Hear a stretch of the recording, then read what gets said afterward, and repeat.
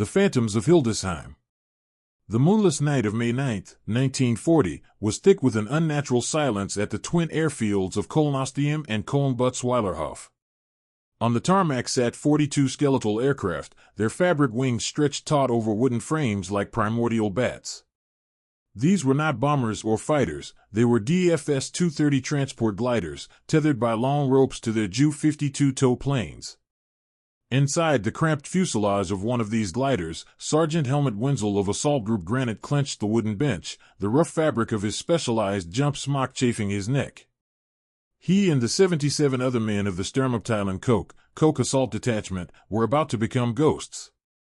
For 6 months, they had lived as phantoms, confined to a top-secret, sealed training area near Hildesheim. Their mail was censored, all contact with the outside world severed. They had practiced relentlessly, memorizing every inch of a full-scale replica of their target, a place whose name they had only just learned, Fort Eben-Emael. The objective seemed impossible, a suicide mission whispered in the highest echelons of the OKW.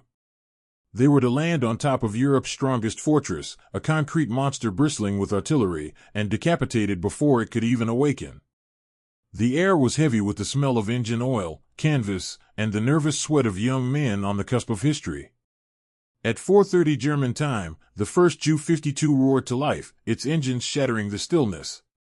The tow rope snapped taut. Wenzel felt a lurch, a jarring shudder, as his glider, carrying 9 other men and a half-ton of unknown, powerful explosives, was dragged into the pre-dawn darkness. The invasion of the West had begun, not with the rumble of tanks, but with the whisper of wings. The concrete behemoth. Fort Eben-Emael slept. Deep beneath 200 acres of grassy plateau, and a labyrinth of tunnels stretching for miles, the Belgian garrison felt secure. Major Jean Jatrand, the fort's commander, had over 1,200 men at his disposal, though only about 700 were on duty. The fortress was a self-contained world. It had its own power station, hospital, and barracks buried under layers of reinforced concrete. Above ground, its power was projected through steel and concrete blisters dotting the surface like iron mushrooms. 12 artillery casemates and retractable turrets, housing powerful 75mm and 120mm cannons, commanded the Albert Canal and the surrounding countryside. Dozens of machine gun posts and anti-aircraft positions provided a seemingly impenetrable defense. The Belgians knew an attack was imminent, war warnings had been issued for days. But their doctrine, their very mindset, was conditioned by the wars of the past. They watched the roads, the bridges, the canal. They scanned the horizon for infantry, for tanks, for bombers. No one ever looked straight up. The concept of a vertical assault, a landing directly onto the roof of the fortress, was beyond the realm of imagination. It was a failure of foresight that would prove catastrophic. As the Belgian soldiers in the surface blockhouses stared into the gloom towards Germany, they were oblivious to the silent menace descending from the sky, a threat moving not horizontally across the earth, but vertically from the heavens, carried on the thin fabric wings of unpowered aircraft. The fortress, designed to withstand any shell, was about to be undone by its own roof. The garrison's greatest defense, its concrete shell, was about to become its tomb. Cutting the cord. Over the German border near Aachen, at an altitude of 8,500 feet, the moment of truth arrived. The flight had been a tense, nerve-wracking journey through the blackness. The tow ropes, humming under strain, had snapped on 2 of the 11 gliders destined for the fortress roof, forcing them to land prematurely in Germany. But 9 remained. Inside glider number 4, Lieutenant Rudolf Witzig, commander of Assault Group Granite, peered through the small plexiglass window. Below, the world was a dark, featureless map. His pilot shouted over the roar of the wind, 5 minutes to release. The men checked their weapons one last time, MP-38 submachine guns, pistols, grenades, and the mysterious new weapon, the holodom, or hollow charge. These were 50-kilogram explosive devices designed not to shatter concrete with brute force, but to focus a jet of molten metal that could burn through steel and concrete like a blowtorch. It was untested in combat. The fate of their mission rested on this new technology and their own sheer audacity. The red light flickered on. Release. Release! Release! The pilot yanked the lever. With a violent thwack, the tow rope fell away. The deafening roar of the Ju-52's engines vanished, replaced by an eerie, whistling hiss of wind over the glider's wings. They were now a projectile, a silent arrow aimed at the heart of Belgium's defense. For the men inside, it was a moment of terrifying commitment. There was no engine, no second chance, no turning back. There was only the descent, gravity, and the target looming somewhere in the darkness below. The silent landing. The descent was surreal. After the engine noise, the whistling quiet felt both peaceful and terrifyingly final. The 9 gliders of Assault Group Granite, now separated and operating independently, spiraled down towards the dark mass of the fortress plateau. They were phantoms on the wind. On the ground, at approximately 5:25 Belgian time, 1 hour behind German time, a Belgian sentry near the canal heard a strange rustling sound, like the wind tearing at a giant canvas. He looked up, confused, and saw a monstrous, dark shape with wide wings sweep just over his head before landing with a screech of wooden skids on the grassy roof of the fortress. Before he could even raise his rifle, the side door of the glider burst open and gray-clad figures spilled out, firing their automatic weapons. Within seconds, other gliders were landing across the triangular plateau, each touching down with uncanny precision next to its assigned objective.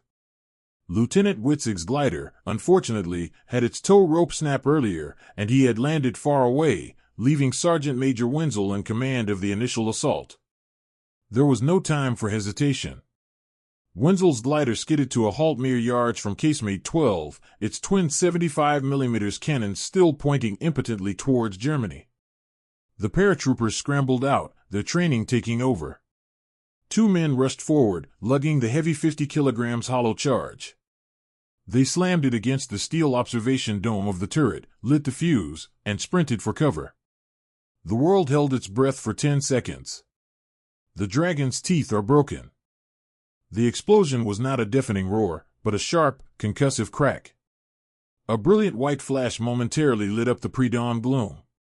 When the smoke cleared, the steel dome of the observation post was gone, a gaping, molten hole in its place.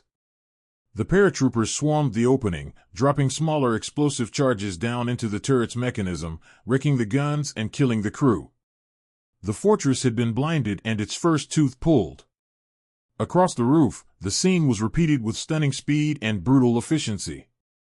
At Cupola 120, a massive retractable turret with 2 120mm guns, the fort's most powerful artillery, another team placed their hollow charge. The resulting blast blew the entire 25-ton turret clean out of its housing. At other positions, the commandos used smaller 12.5 kilograms charges to blow open the steel doors of bunkers and casemates, then tossed grenades inside, silencing the machine gun nests. The Belgian defenders on the surface were caught in a whirlwind of confusion and terror. They were being attacked from everywhere at once, by an enemy who had appeared from nowhere. The explosions were surgical, precise, and utterly devastating.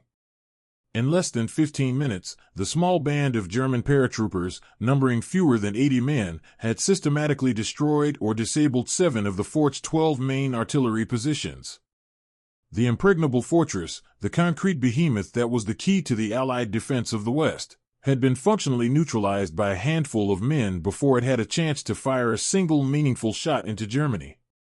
The dragon was broken. Chaos in the labyrinth. Deep below the surface, the fortress was a symphony of chaos. The first hollow charge detonation sent seismic shocks shuddering through the concrete tunnels. Lights flickered and died, plunging sections of the 3-level underground barracks and corridors into absolute darkness. Emergency generators sputtered to life, casting long, dancing shadows that magnified the panic. The telephone exchange, the fort's nervous system, was a cacophony of frantic, contradictory reports. "We are under air attack," one voice screamed.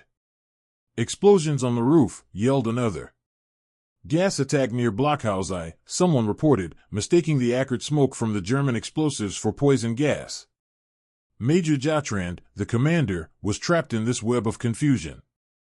His surface observation posts were being eliminated one by one, cutting his eyes and ears from the battle raging directly above his head.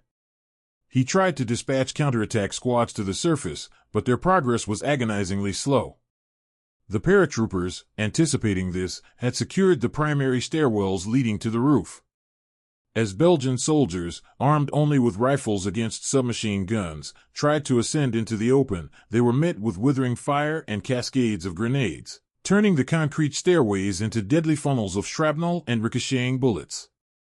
The fortress, designed to project power outwards, had no contingency for fighting an enemy that was already inside its perimeter, on its very skin. It was an organism attacking its own infection, but the infection was already in the bloodstream, methodically shutting down its vital organs from the outside in. The bridge at Veldwezeld. While Sergeant Wenzel's men crippled the fortress itself, the second, equally vital phase of the operation was unfolding just a few kilometers away. At precisely 5:30, 10 gliders from Assault Group Steel, commanded by Lieutenant Gustav Altmann, crash-landed at the western end of the Veldwezeld bridge. Their arrival was just as shocking as the one at the fort. Belgian sentries, bleary-eyed in the morning mist, were cut down in seconds. The commandos' objectives were simple and brutal: seize the bridge intact. They knew the Belgians had wired it for demolition. Every second counted. Altmann's men sprinted across the 120-meter span, their boots pounding on the steel roadway. A machine gun nest in a bunker on the far side opened up, its tracers zipping through the air. One team of paratroopers laid down suppressing fire while another raced for the bunker, pried open its steel door with a crowbar, and silenced it with grenades. Another group scrambled under the bridge, frantically searching for the demolition charges. They found the wires leading to the main charge and, with wire cutters, severed the connection just as a desperate Belgian sapper tried to trigger the plunger. Within 8 minutes of landing, Altmann sent the coded success signal, birdsong. The bridge at Veldwezeld, a critical artery for the 4th Panzer Division, was in German hands. The first cut through the Allied defensive line had been made, clean and deep. Fire and fury at Vrouwenhoven. The story was bloodier at the Vrouwenhoven Bridge, a few kilometers south. Here, the 10 gliders of Assault Group Concrete, under Lieutenant Alfred Koch, landed amidst a hornet's nest. The Belgian defenders, commanded by the resolute Lieutenant Colonel Gigonon, were more alert. As the gliders skidded to a halt, they were met with immediate and intense machine gun fire. The paratroopers spilled out into a hail of bullets. Lieutenant Koch was hit and gravely wounded almost immediately. Undeterred, his second-in-command, Sergeant Major Karl-Heinz Lemm, took charge. The Germans, outnumbered and exposed, fought with desperate ferocity. They were pinned down, unable to rush the bridge as planned. From the south, the still-active artillery of Fort Eben-Emael began to find its range. The fort's remaining 75mm guns, though unable to target the fortress roof, could still fire on the surrounding area. Shells began to explode around the bridge, kicking up fountains of dirt and shrapnel, threatening to destroy the very prize the paratroopers were fighting to capture. The Germans at Vrouwenhoven were caught in a vice, heavy fire from the Belgian bridge defenders in front of them, and artillery raining down from the supposedly neutralized fortress behind them. Their audacious plan was teetering on the brink of disaster, their survival depended on the speed of the approaching panzers. The Ghost Commander. Back on the roof of Eben-Emael, Sergeant Wenzel consolidated his small force. They had accomplished their primary mission with shocking efficiency, but now a new, dangerous phase began, holding the roof against a garrison of over 1,000 men. The Belgians, recovering from the initial shock, began to organize. Snipers took up positions in the few remaining undamaged blisters, their rifle shots cracking through the air. Mortar fire from outside the fort began to walk its way across the plateau. The paratroopers were isolated, a tiny island of gray uniforms in a sea of enemies. Their link to the outside world was a single radio, and their only hope for relief were the panzer divisions they had just cleared the way for. It was during this tense stalemate that Lieutenant Rudolf Witzig, the rightful commander of Assault Group Granite, finally arrived. After his glider's tow rope snapped, he had landed near Cologne, commandeered a new Ju-52 tow plane, and heroically insisted on being flown back to the battle. landing his glider alone on the fortress roof hours after the initial assault. His sudden appearance was a tremendous morale boost to the beleaguered troopers. Taking command from Wenzel, Witzig immediately began organizing a more robust defense, repositioning his men and directing their fire against the increasingly bold Belgian counterattacks emerging from below. The Ghost Commander had returned to lead his phantoms. The unseen weapon's terror. The psychological impact of the hollow charge was as devastating as its physical effects. The Belgian soldiers trapped inside the targeted casemates who survived the initial blast were confronted with a hellish sight.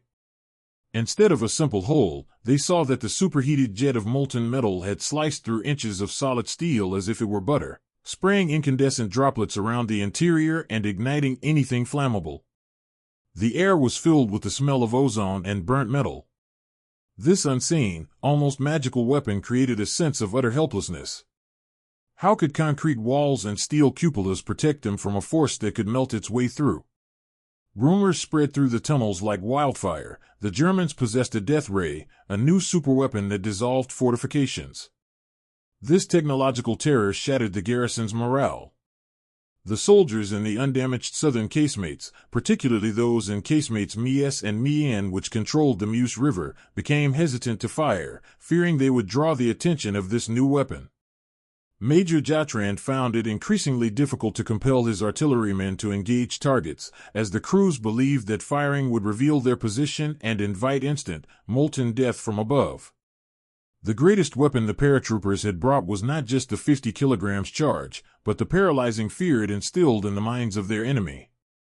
The fight from below. As the morning of May 10th wore on, Major Jattrand and his officers, now operating from the command center deep within the earth, finally pieced together a coherent picture of the nightmare. The enemy was on the roof, small in number but heavily armed and dug in. The main artillery was silent. The bridges were under attack. Their fortress, their unbreachable home, was being dismantled from the top down. Resolve hardened into action. The only path to salvation was to physically expel the Germans from the roof. Jattrand ordered a series of coordinated counterattacks. He gathered every available soldier who wasn't essential for the remaining gun crews, clerks, technicians, off-duty infantrymen, and formed them into assault parties. Their mission was simple and terrifying: ascend the stairwells, storm the surface, and reclaim the plateau. The attacks began around 7 o'clock. Squads of Belgian soldiers, bayonets fixed, surged up the concrete stairs. But the Germans under Witzig were masters of defense. They had positioned their MG-34 machine guns to command the exits, creating deadly killing zones. Each time a steel door was thrown open, it was met with a furious blast of automatic fire that echoed like thunder in the enclosed stairwells. The Belgians pushed forward with immense courage, climbing over the bodies of their comrades, but the German fire was too precise, too overwhelming. They would gain a few feet, only to be driven back by grenades tossed down from above. The stairways became choked with smoke, bodies, and the screams of the wounded. The fortress was now warring with itself, its own internal passages transformed into brutal, close-quarters battlefields. The panzers arrive. At the Veldwezelt and Vrouwenhoven bridges, the beleaguered paratroopers were hanging on by a thread. At Vrouwenhoven, Sergeant Major Lem's men were taking casualties, pinned down by the Belgian defenders and harassed by Eben-Emael's remaining artillery. The success of the entire invasion of Belgium now balanced on a knife's edge. Then, on the horizon, they heard it. It began as a low rumble, a vibration felt in the teeth, before growing into the unmistakable mechanical roar of hundreds of engines and the clatter of tank treads. At approximately 6:45, the lead elements of the 4th Panzer Division, under General Major Johann von Kielmansegg, arrived at the canal. The sight of the panzers was like a shot of adrenaline for the exhausted paratroopers. The tanks of Panzer Regiment 35 and motorcycle infantry of Kratschützen Battalion 4 swarmed towards the captured bridges. At Veldwezelt, the crossing was swift. Tanks and armored cars poured across the captured span, fanning out to eliminate the remaining Belgian resistance and secure the bridgehead. At Vrouwenhoven, the arrival of the tanks tipped the scales decisively. A Panzer II rolled up to the main Belgian bunker that was pinning down Lem's men and blasted its defenders at point-blank range. The resistance crumbled. With tanks now on the western side of the Albert Canal, the first and most formidable defensive line of the Allies had been irrevocably breached. The Blitzkrieg could now begin its lightning dash into the heart of Belgium. The handful of glider troops had held on just long enough. A fortress surrounded. For the men inside Eben-Emael, the arrival of the German ground forces signaled the death of hope. The sounds of battle outside the fort shifted. The sporadic crack of Belgian rifles was replaced by the heavy thud of tank cannons and the chatter of German machine guns from beyond the fort's perimeter. Belgian units that had been moving to relieve the fortress were now themselves being attacked and pushed back by the spearhead of the German 151st Infantry Regiment. By midday, Eben-Emael was completely surrounded. The garrison was now not just fighting an enemy on its roof, but was cut off from any possibility of reinforcement or rescue. The psychological pressure intensified to an unbearable degree. Major Jattrand received reports that the bridges at Veldwezelt and Vrouwenhoven were lost and that German tanks were operating freely on the west bank of the canal. His mission, to hold the canal crossings and prevent a German breakthrough, had failed. The fortress was no longer a strategic asset, it was a tomb, its garrison trapped with a deadly enemy overhead and a German army encamped around its base. The Germans on the ground began adding their own firepower to the assault, with 88mm flak guns brought up to fire directly at the remaining machine gun ports and observation slits, their high-velocity shells punching through the thick concrete with devastating effect. The walls were now closing in, both literally and figuratively. The final assault and the gas scare. Throughout the day, Witzig's paratroopers, now reinforced with fresh supplies of explosives ferried over by sappers from the 51st Pioneer Battalion who had crossed the canal, continued their systematic destruction. They moved from one hardened position to the next, blowing open steel doors and neutralizing weapon emplacements. One primary target remained, the powerful southern casemates, Mi-S and Mi-N, which had been sporadically firing on the German advance. The pioneers prepared a massive charge. But before they could launch their final attack, the Germans decided to use one more weapon, psychological warfare. Around noon on May 11th, the Germans prepared to pump TNT fumes into the ventilation system, hoping the smell would be mistaken for a poison gas attack and force a surrender. However, the plan proved unnecessary. A German officer, under a white flag, approached the main entrance and delivered an ultimatum to Major Jattrand: surrender immediately, or the Luftwaffe would carpet-bomb the entire fortress into oblivion. The officer made it clear that the battle outside was lost and further resistance was futile. For Jattrand, the choice was agonizing. His fortress was crippled, his men were trapped and demoralized, and he was faced with the prospect of their annihilation for a cause that was already lost. The explosions from the roof had ceased, but the silence was now more menacing than the noise of battle. The white flag. Inside the command bunker, Major Jattrand conferred with his officers. The situation was hopeless. They had sustained nearly 100 casualties, with 23 dead and 59 wounded. The water filtration system was damaged, the air was thick with smoke and fear, and the fortress's offensive capabilities were shattered. The German ultimatum, coupled with the threat of aerial bombardment, was the final blow. To continue the fight would be to condemn his remaining 1,000 men to a senseless death. His duty to his country had been superseded by his duty to his soldiers. With a heavy heart, at approximately 12:30 on May 11, 1940, just over 30 hours after the first gliders had landed, Major Jean Jattrand ordered the white flag to be raised over the main entrance of Fort Eben-Emael. The paratroopers on the roof watched in stunned silence as the symbol of surrender was hoisted. Their impossible mission was over. Small groups of Belgian soldiers, dazed and grimy, began to emerge from the tunnels, their hands raised.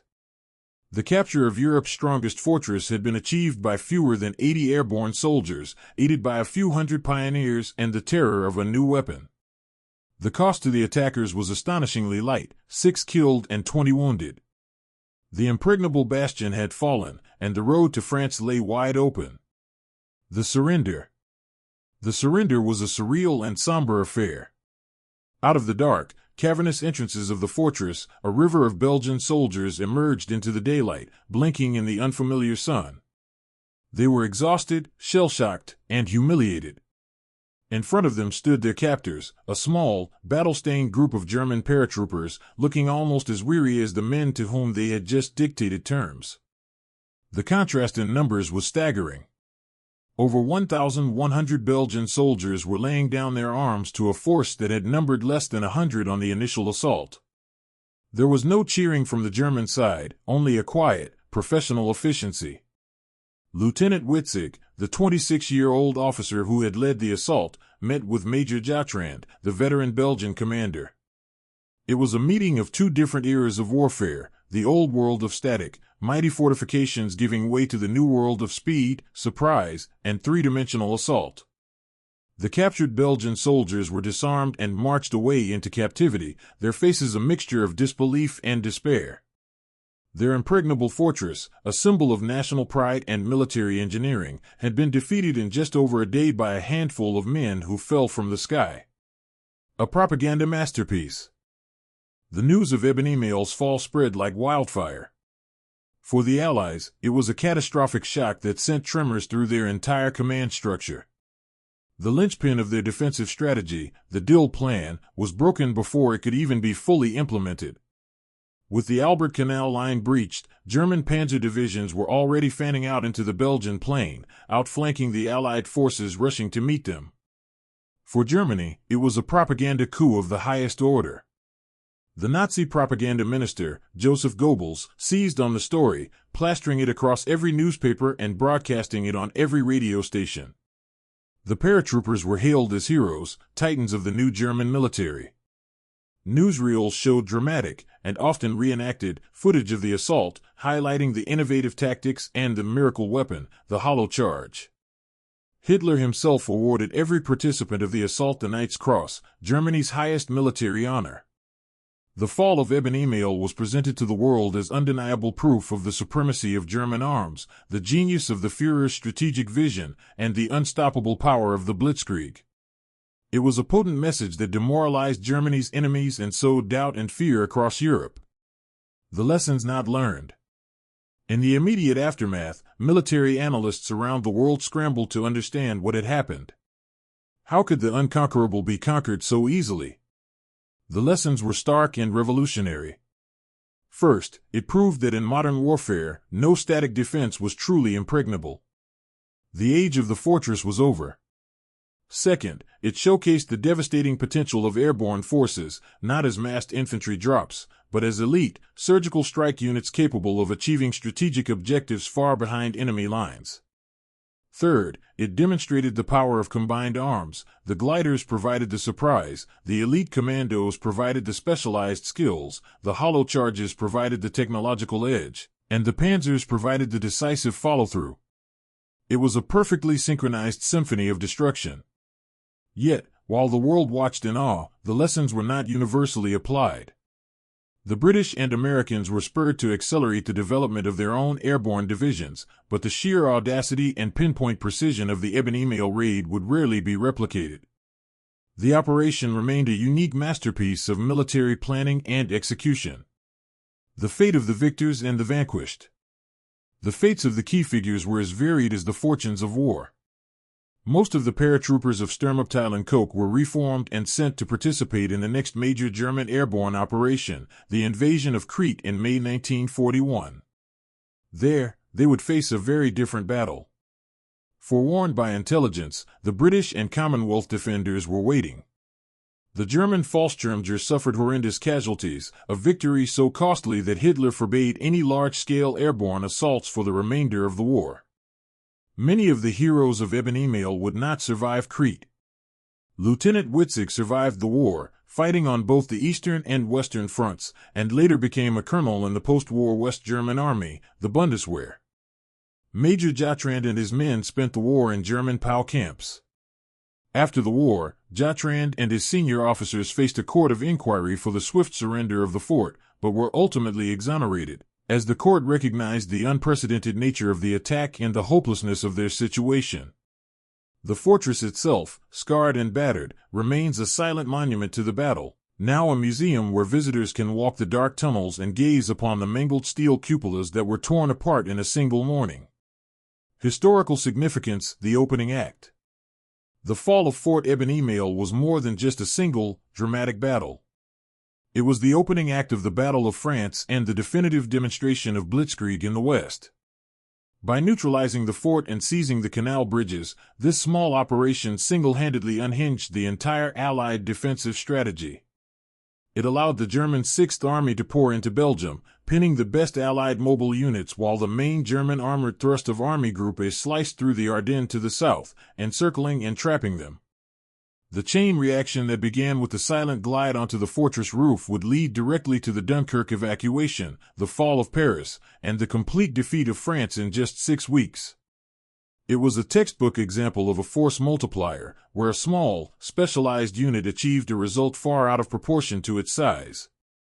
The audacious, visionary, and terrifyingly successful assault on Eben-Emael was not just a battle, it was the gunshot that started the race, and it heralded a new, faster, and more ruthless form of warfare that would define the Second World War.